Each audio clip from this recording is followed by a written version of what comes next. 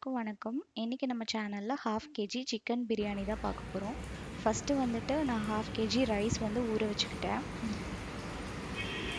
இப்போ வந்து பெரிய பாத்திரத்துல நான் வந்து 200 ml ஆயில் வந்து போட்டுட்டேன்.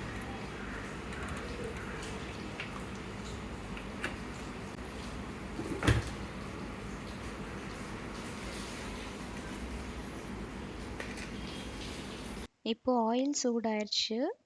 2 பிரிஞ்சி இலை, 4 ஏலக்காய், 4 கிராம்பு, 3 துண்டு பட்டை போட்டு இது கொஞ்சம் பொரியட்டும்.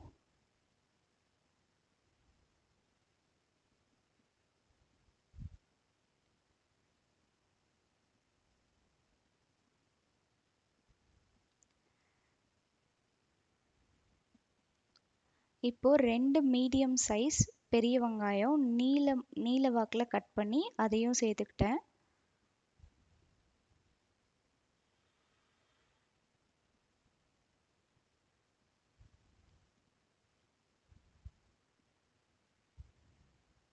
இப்போ இந்த வெங்காயம் வந்து நல்லா வதங்கணும். பிரியாணிக்கு டேஸ்ட் கொடுக்கறதே இந்த வெங்காயம் வந்து நம்ம எவ்வளோ தூரம் வதக்குறோமோ அதில் தான் வந்து பிரியாணி வந்து டேஸ்ட்டாக வர்றது. ஸோ இப்போ வந்து நம்ம வந்து இதை நல்லா வதக்கணும். நல்லா ஒரு ப்ரௌனிஷாக ஆகிற வரையும் வெங்காயம் நல்லா சுருங்கி ப்ரௌனிஷாக ஆகிற வரையும் நல்லா இதை வதக்கணும்.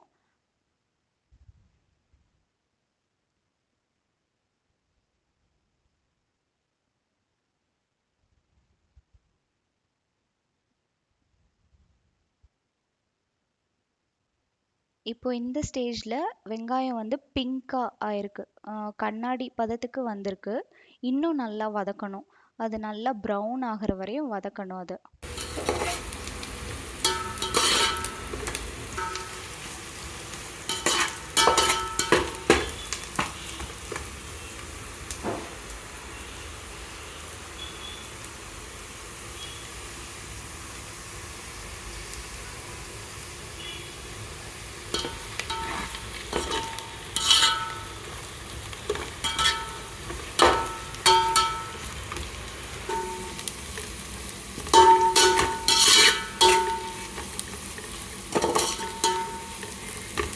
இப்போ நல்ல வெங்காயம் சுருங்கி ப்ரௌன் ஆயிட்டிருக்கு. இந்த ஸ்டேஜ் வர்ற வரையும் நல்லா வதக்கிடணும் அதை. இந்த ஸ்டேஜில் தான் நம்ம வந்து அடுத்த இன்க்ரீடியன்ட்ஸ்லாம் ஆட் பண்ணணும். ஏன்னா இந்த இந்த வெங்காயம் வதக்குறது தான் பிரியாணியோட டேஸ்ட்டு.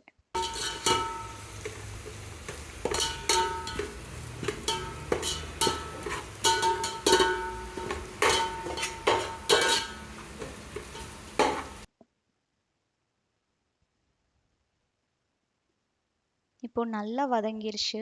அடுத்து ஒரு பிடி கொத்தமல்லி,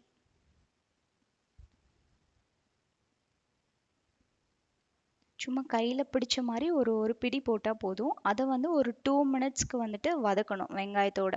ஏன்னா இந்த கொத்தமல்லி ஃப்ளேவர் வந்துட்டு நம்ம பிரியாணியில் கடைசி வரையும் அந்த ஃப்ளேவர் வந்து வந்துட்டே இருக்கும். இப்போ ஒரு 2 மினிட்ஸ் வதக்குறோம் அப்படின்னா வந்து கடைசி வரையும் அந்த ஃப்ளேவர் கொடுத்துட்டே இருக்கும். பிரியாணிக்கு அது ஒரு நல்ல ஸ்மெல் வந்து கொடுத்துட்டே இருக்கும். ஸோ அதனால இது வந்து ஒரு 2 மினிட்ஸ் வந்துட்டு வதக்குறோம்.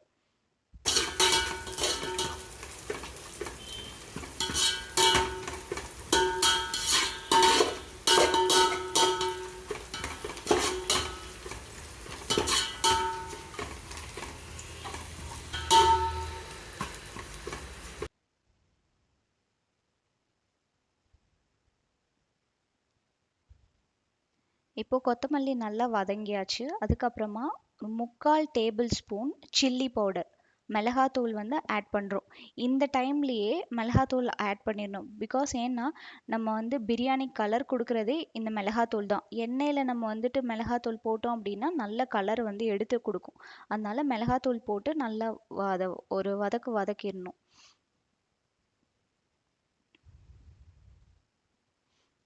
நம்ம எந்த கலர் பவுடரும் ஆட் பண்ண போகிறதில்ல. அதனால எண்ணெயில் வந்துட்டு மிளகாய் பொடி போட்டோம் அப்படின்னா அது நல்ல கலர் கொடுக்கும். ஸோ அதனால நம்ம இனிஷியலாகவே அதை வந்து ஆட் பண்ணிடுறோம். அதுக்கப்புறம் ஒரு பிடி வந்து புதினா ஆட் பண்ணிக்கிறேன். 4 பச்சை மிளகா, நம்ம 1/2 கேஜி தான் செய்கிறோம். ஸோ 1/2 கேஜிக்கு இந்த அளவு தான். கரெக்டாக இந்த அளவு போட்டோம் அப்படின்னா பிரியாணி வந்துட்டு நம்ம எஸ்எஸ் பிரியாணி மாதிரியே செம்ம டேஸ்ட்டில் வரும்.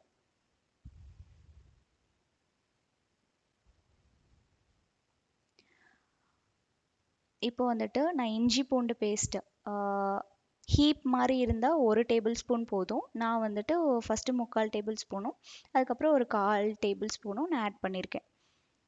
ஹீப் மாதிரி எடுத்து 1 டேபிள் ஸ்பூன் ஆட் பண்ணால் போதும்.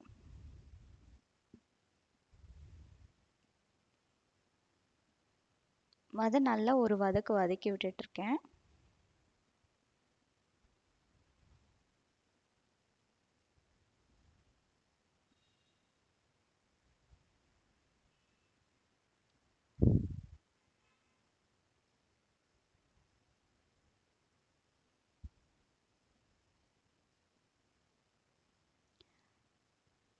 அப்புறம் இப்போ தயிர் தயிர் வந்து 3 டேபிள் ஸ்பூன் ஆட் பண்ணுறேன்.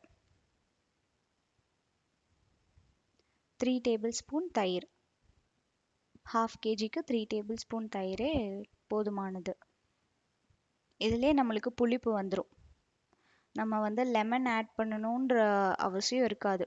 பிரியாணிக்கு போதுமான அளவு புளிப்பு வந்துட்டு நம்மளுக்கு தயிர்ல இருந்தும் தக்காளி போடுவோம் அதுல இருந்துமே கிடச்சிரும்.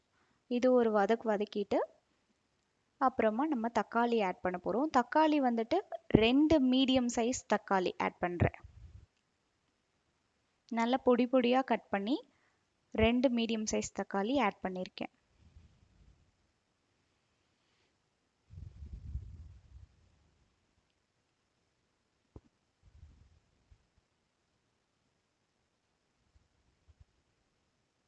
அப்புறம் இதுக்கு தேவையான அளவு உப்பு நான் வந்து 3/4 டேபிள் ஸ்பூன் உப்பு ஆட் பண்ணியிருக்கேன். நீங்கள் இதே அளவே ஆட் பண்ணால் 1/2 கேஜிக்கு இந்த அளவு வந்து ரொம்ப அக்யூரேட்டான அளவு.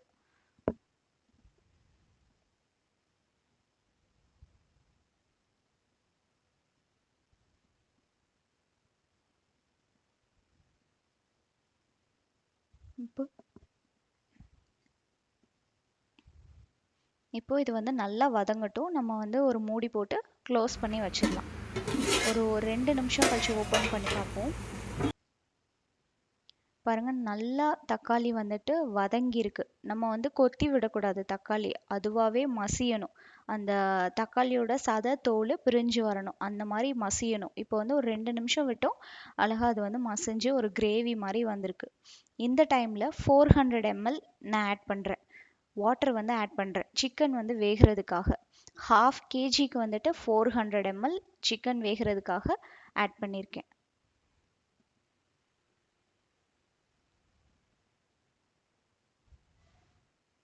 இப்போ இதை வந்து ஹை ஃப்ளேமில் வச்சுட்டு இது கொதிச்சதுக்கப்புறம் நம்ம சிக்கன் ஆட் பண்ணிடலாம்.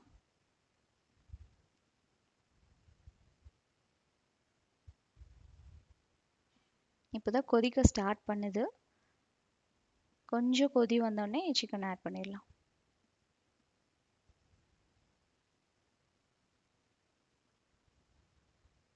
இப்போ நல்லா கொதி வந்துருச்சு. சிக்கன் ஆட் பண்ணுறோம்.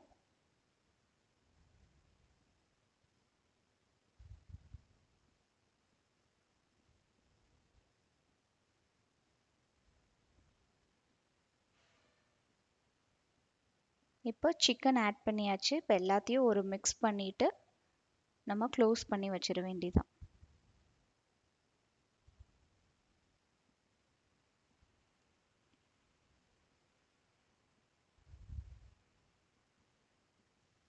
இப்போ வந்து நம்ம மூடி போட்டு க்ளோஸ் பண்ணி வச்சிடலாம். ஃபஸ்ட்டு ஹை ஃப்ளேமில் ஒரு 5 மினிட்ஸ் இருக்கணும். இப்போ சைட் பை சைடில் இன்னொரு அடுப்பில் நான் என்ன பண்ணுறேன் அப்படின்னா ஒரு பெரிய சட்டியில் 1 லிட்டர் தண்ணி வந்து ஊற்றிக்கிறேன்.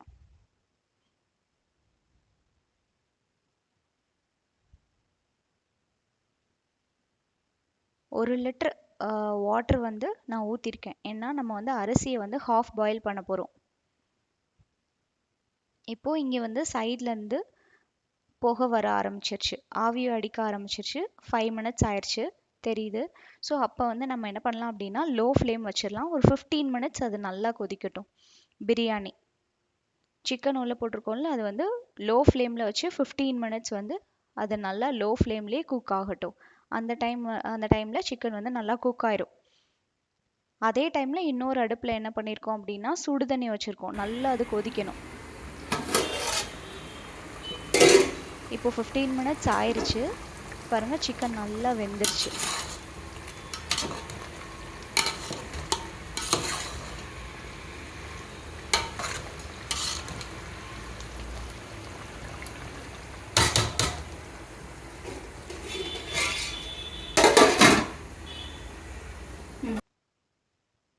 இப்போது அங்கே தண்ணி வச்சுருந்தோம், அது நல்லா கொதிச்சிருச்சு. இப்படி நல்லா கொதிச்ச உடனே தான் நம்ம என்ன பண்ணணும் அப்படின்னா சால்ட் போட்டுட்டு நம்ம அரிசியை வந்து போட்டுறணும். இதுக்கு வந்து தேவையான உப்பு வந்து முக்கால் ஸ்பூன் உப்பு போதும் இதுக்கு. இப்போது அரிசியும் ஆட் பண்ணிடலாம்.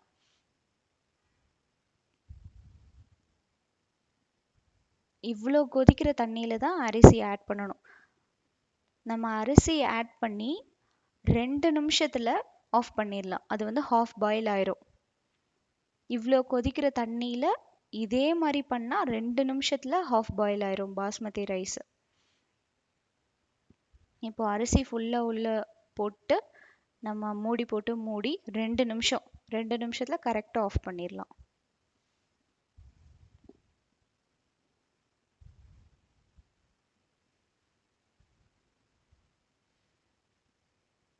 மூடி போட்டு மூடியாச்சு. இப்போ 2 மினிட்ஸ் ஆயிடுச்சு.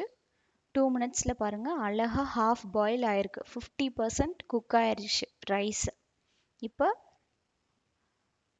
ஸ்டவ் ஆஃப் பண்ணிவிட்டு தண்ணியை வடித்த தண்ணி தனியாக, ரைஸ் தனியாக எடுத்து வச்சுக்கலாம். வடித்த தண்ணியை கீழே ஊற்றக்கூடாது. இது வடித்த தண்ணி கீழே ஊற்றலை, நம்ம கடைசியாக பிரியாணியில் ஊற்றணும், அதனால் அதை வச்சுக்கலாம். இப்போது 15 மினிட்ஸ் சிம்மில் வச்சுருந்தோம். இப்போ சிக்கன் நல்லா குக்காகி வந்திருக்கு. இங்கே பாருங்கள் நல்லா குக் ஆயிடுச்சு, நல்லா சாஃப்டாக ஆயிடுச்சு. நம்ம வந்து பார்ப்போம். பாருங்கள் இவ்வளோ சாஃப்ட் ஆயிடுச்சு, போதும். 15 மினிட்ஸ் தான் சிக்கன் குக் ஆகிற டைம். நல்லா சூப்பராக குக் ஆயிடுச்சு.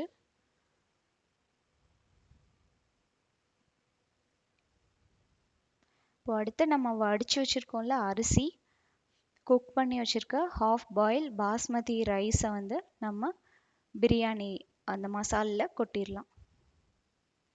இப்படி கட்டி விழுகாமல் இப்படி தட்டி தட்டி கொட்டி விடுங்க, அப்போ தான் கட்டி விழுகாமல் நம்மளுக்கு வந்து உள்ளே சேரும்.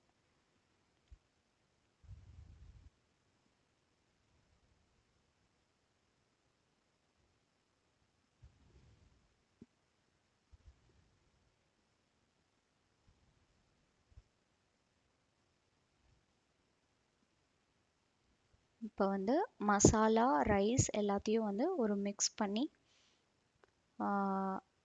மிக்ஸ் கொடுக்குறோம். எல்லாத்தையும் நல்லா மிக்ஸ் பண்ணி வச்சிடுறோம். ரொம்ப ஜென்டிலாக தான் மிக்ஸ் பண்ணணும், ஏன்னா பாஸ்மதி ரைஸ் ஹாஃப் குக் பண்ணியிருக்கோம், அது வந்து உடையிறதுக்கும் சான்ஸ் இருக்குது. ஸோ அதனால் ரொம்ப மெதுவாக ஜென்டிலாக தான் அதை வந்து மிக்ஸ் பண்ணணும்.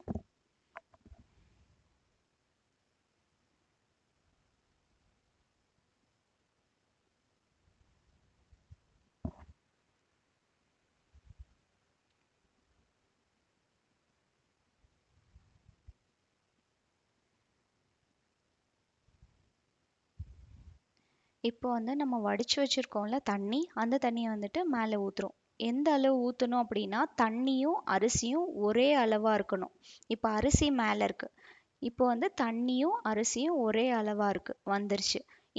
இந்த மாதிரி இந்த அளவில் வர அளவுக்கு தண்ணி ஊற்றிக்கணும், அவ்வளோதான். அரிசியும் மேலே போகக்கூடாது, தண்ணியும் மேலே போகக்கூடாது, எல்லாமே ஒரே ஈவனாக இருக்க மாதிரி தண்ணி ஊற்றிட்டு க்ளோஸ் பண்ணி வச்சிடலாம். க்ளோஸ் பண்ணி மேலே நம்ம வடித்து கஞ்சி வச்சுருக்கோம்ல அந்த சட்டியை மேலே வச்சிடலாம்.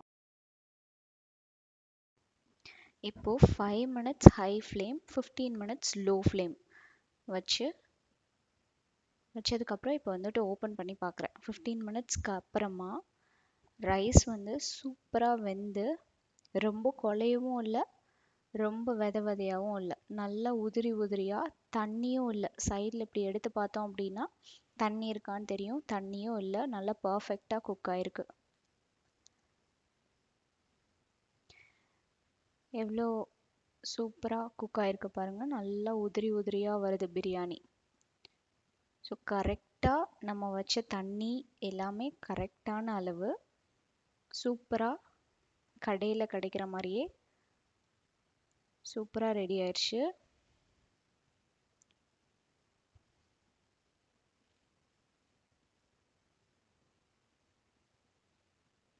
இதே அளவு நம்ம வச்ச தண்ணி அளவு, நம்ம போட்ட இன்க்ரீடியன்ட்ஸ் எல்லாமே இதே அளவு போட்டோம் அப்படின்னா சூப்பரான பிரியாணி வந்துட்டு ரெடி ஆயிரும். இப்போ வந்துட்டு நம்ம பிளேட்டில் சர்வ் பண்ணிடலாம்.